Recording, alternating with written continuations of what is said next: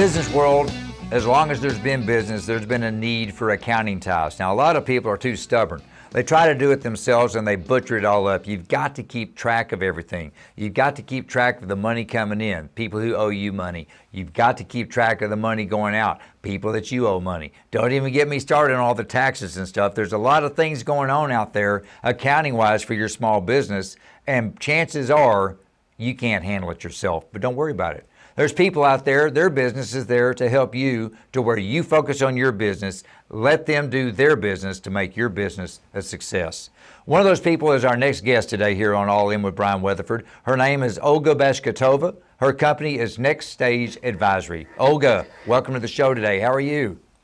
Hi, I'm doing well. Thank you so much for having me here. Well, thank you so much for being here. So you are a certified public accountant, as I like to say, a CPA. You've been doing it for 16 years now, so this was like a sixth grade project for you when you first became a CPA. And look at you today, you've got your own business. So let's back it up just a little bit. Before you got started with NextStage, what was your experience out there in the CPA world? Who were you working with? Sure. So I graduated from NYU, and then I went to work for Ernst & Young, and I did audit for a little bit. I did private equity accounting. I did forensic accounting, where I investigated Foreign Corrupt Practices Act, so that's bribery, both in America and abroad when it's perpetrated by American companies. Got to travel a little bit, which was super exciting. I went to Moscow, Switzerland, Malaysia for a while. So it was really interesting. There was a lot of embezzlement, fraud, analysis that I had to do. So that was an exciting 4.5 years. And then after that, I decided to go back in-house, and I went to my first startup. And I was controller at a startup. And after that, it was another startup, and another startup, and another startup, and I was hooked. And finally, 3 years ago, I decided to open my own accounting services business, and I focus on both startups and small to medium-sized businesses providing accounting services. So doing everything you've done, even though you're the exciting international CPA, if you will, traveling all over the world helping people out with their accounting issues, you decided the best course of action for you is something that you came in touch with after that, working with small businesses, and you decided, you know what, I love this, because small businesses need people like Olga in their world, because as I mentioned, it's so confusing out there. They need to focus on their business and let you focus on everything else, numbers-wise and whatnot.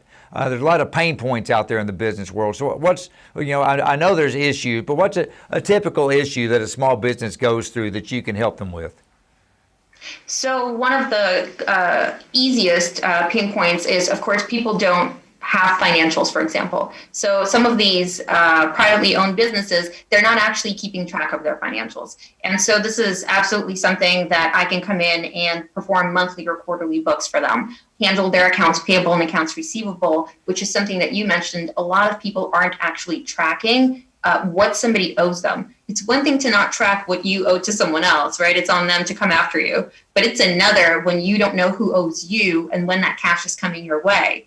And so that's something, putting together this accounting system and putting everything in order so that you have access to it on a regular basis, that's an easy one. Another service that we provide is more project-based. So we try to help our clients with cutting expenses. So we kind of look at the business and see where we can streamline things. Perhaps we can automate or restructure, for example, the accounting department by using technology.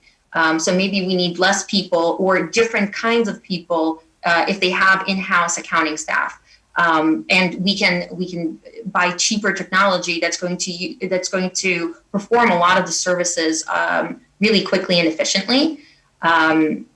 And as well, there's other software out there that we help implement. For example, billing software, payable software, accounting software. A lot of companies, when they get a little bit more sophisticated and larger, they need budgeting software as well. Because, for example, startups that I work with, they definitely have budgets because they provide them to their investors. They need to do budget to actual analysis on a monthly basis. So these are all the kinds of things that we assist with, and of course with working with tax filers to make sure that all the taxes are being filed properly across all the states that you may be operating in America. Perhaps filing for R&D tax credits, which is also a great thing to do, and a lot of companies don't take advantage of a lot of the tax credits that are available to them.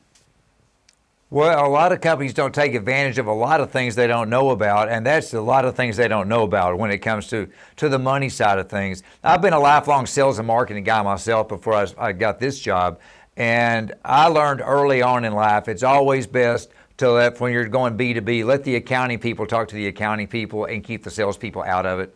Because at the end of the day, you guys are talking numbers. You do your thing and let the other people do their thing. And you're absolutely right. People can't do it on themselves. I'm sure you've worked with a lot of different startups, both prior to starting your company and now. Are there some common mistakes that everybody makes that you can help avert just because you know what to look for? Yeah, so one of the easiest things that everyone can correct is when you start a business or as you're running it, make sure that you're separating out your personal and business expenses. So create that separate bank account and the credit card and make sure you're not intermingling, right? Using your personal funds, and this happens a lot, whether it's a startup that's looking to raise angel funds or venture back, work with venture companies to raise equity, or it's a more regular business that uses debt or is just profitable, right, and grows from profits. It doesn't matter what kind of business it is. Very often they're using their personal funds to pay for company expenses, and then they're losing those receipts. They're not getting reimbursed. And so this is just a number one thing to do when you have a business. Make sure that those are separate. Also, I think a lot of people just underestimate the cost of accounting between the cost of creating all these books. If you need debt, you also may need reviews from larger CPA companies that perform reviews. As you get larger, and especially if you take money from third parties, especially equity money, you may need to get audited. Audits are expensive. I think people just really don't budget properly for these expenses. Much like for legal expenses, for example, which can really skyrocket in some cases. Another really common mistake, and it really pains me as an accountant, is that, again, so many people don't look at their financials more than once a year. And you really, to understand your business, you have to look at your financials. You have to have them and you have to analyze them. It's just like the doctors always tell us, you need to know your numbers. Same thing for your business. You need to know your numbers, particularly, and it's hard for a lot of people when they get into business, but we've had other guests here on the show that talk about the importance of putting together an exit strategy for when you don't have the business anymore. And a big part of that, you need to have your books in order, so when you're getting ready to sell, or if you're going to pass it off to another family member or whatever, just another reason you need an OGA in your life. So do you work with all sorts of industries, or are you specific to one particular? So I am kind of industry agnostic. I've worked with a lot of tech companies, again, and that's more in that startup field, SaaS companies, digital media companies, real estate. I have several e-commerce clients because especially during COVID times, e-commerce, a lot of it is actually doing really well. Whereas some of the other ones, for example, real estate, well, depending on which real estate, but the ones I've worked with are suffering. So accounting is accounting. Each industry has its own nuanced areas in accounting, especially if you're composing books in accordance with GAAP. But a lot of smaller companies, they don't really worry about that. They don't worry about accounting standards and being exactly by the book. They just want to put together financials that they understand and that will, if they're going to raise debt, they do need to make sure that they have GAAP financials because they need to get them reviewed and signed off by a CPA firm. Yeah. Well, there you go, folks. It doesn't matter what type of business you're in. It doesn't matter the size of your business. You're going to have debits. You're going to have credits. You're going to have liabilities. You're going to have taxes. You're going to have all sorts of accounting issues that you know nothing about, but don't sweat it. NextStage Advisory, Olga Bashkatova. She's our guest today. She gave us a lot of great information. Hope that helped you out. It certainly helped this guy. Olga, thanks for coming on board with us today. Take care. Thank you for having me here.